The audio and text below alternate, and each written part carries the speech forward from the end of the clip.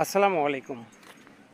বর্তমান সময়ে ফেসবুক সবাইকে কন্টেন্ট মনিটাইজেশন দিচ্ছে, খুবই ভালো। আমরা তো ফেসবুকে এমনিতেই ছবি আপলোড করি, তো সেখানে সবাই ভিডিও করছেন, উদ্দেশ্য টাকা ইনকাম করা, সেটিও ভালো। কিন্তু বিষয়টা হচ্ছে এই যে ছন্দের তালে তালে কথা বলা, কেন এইটি ছাড়া কি কোনো টপিক নাই? এই বিষয় ছাড়া কি কথা বলা যায় না অন্য কোনো বিষয় নিয়ে? একটি ছেলে সে ছন্দের তালে তালে কথা বলে এসে ভিডিও তৈরি করে ভাইরাল হয়েছিল।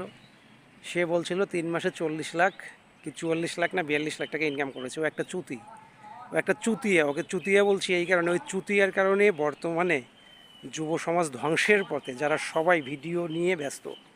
ওই চুতিয়ার কারণে ওর চেয়ে বেশি টাকা ইনকাম করছে এখানে, এই প্ল্যাটফর্মে ওর চেয়ে বেশি টাকা ইনকাম করছে। কিন্তু তারা কখনো এসে পাবলিক পেজে এইভাবে কথা ছড়ায়নি। কারণ বিষয়টা হচ্ছে, আপনারা নিজেদের প্রতিভা তুলে ধরেন, ইউনিক টাইপের কোনো ভিডিও করুন।